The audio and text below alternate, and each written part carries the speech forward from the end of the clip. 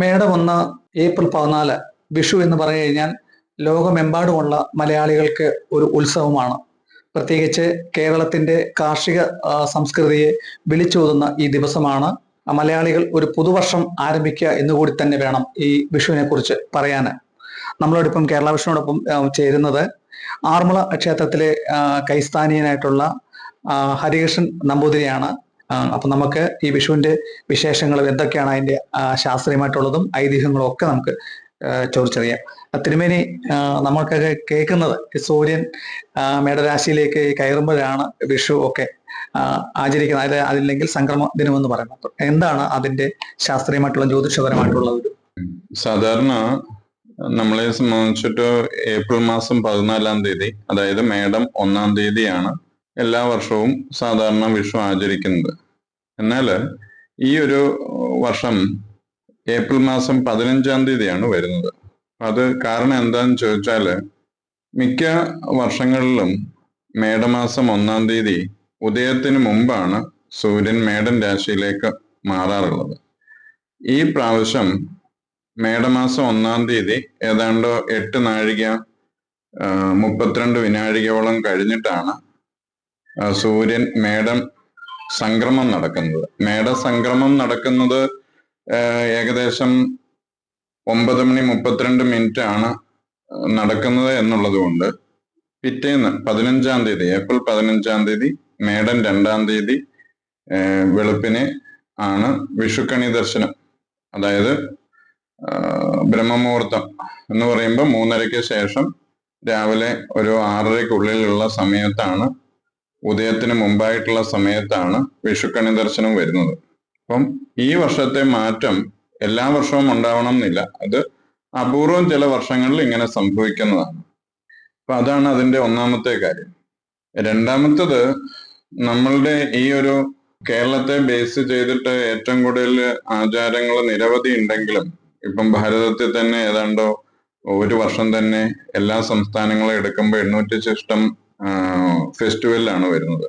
അപ്പോ കേരളത്തില് മാത്രമായിട്ട് നിൽക്കുന്ന മലയാളികളുള്ള സ്ഥലങ്ങളിലും കേരളത്തിൽ മാത്രമായിട്ട് വരുന്നതാണ് ഈ വിഷു എന്ന് പറയുന്ന ആഘോഷം.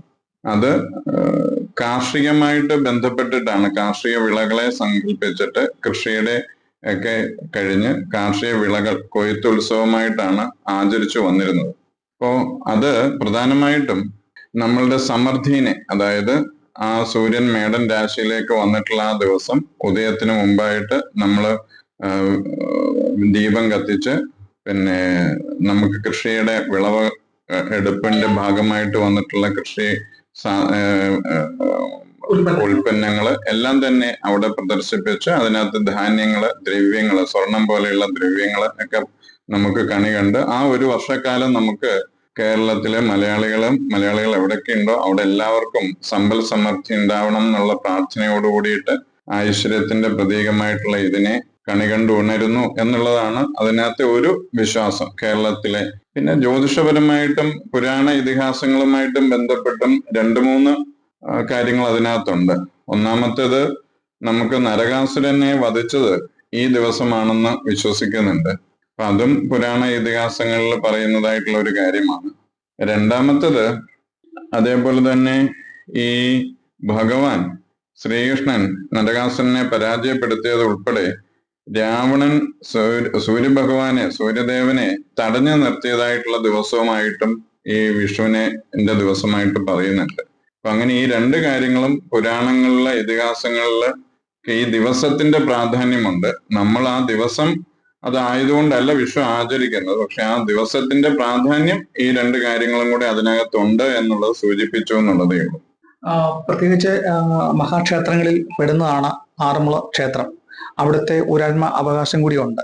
എന്തൊക്കെയാണ് നമ്മുടെ ഈ വിഷുക്കണി ദർശനത്തിലെ പരമ്പരാഗതമായി ആചരിച്ച് എങ്ങനെയൊക്കെയാണ്?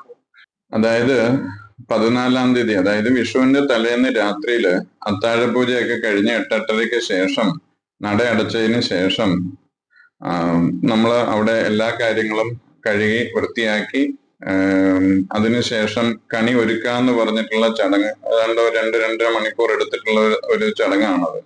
അപ്പൊ ആ ചടങ്ങ് എല്ലാം നടന്ന് പിറ്റേന്ന് വെളുപ്പിനെ 4 മണി മുതലാണ് വിഷുക്കണി ദർശനം ആറന്മുള ക്ഷേത്രത്തിൽ വരാറുള്ളത്. അപ്പൊ അന്നേരം അതിൽ പ്രത്യേകിച്ച് നമ്മള് സ്വർണ്ണ കുടങ്ങൾ ഒക്കെ എടുത്തിട്ടാണ് നമ്മളത് കൂടുതലും അത് പലയിടത്തും കാണാത്തതാണ് സ്വർണ്ണക്കുടം കുടങ്ങള്.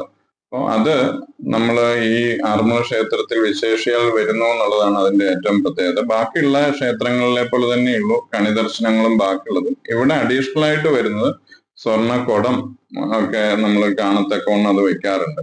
അപ്പൊ അത് തലേന്ന് രാത്രി തന്നെ അത് മേൽശാന്തിയുടെ നേതൃത്വത്തിൽ അത് ഒരുക്കാറുണ്ട്. അപ്പം ഇതിനോടൊപ്പം തന്നെ എല്ലാവർക്കും സമ്പൽ സമൃദ്ധമായ ഒരു വിഷു ആശംസ കൂടി തിരുമേനി നേർന്നോളൂ.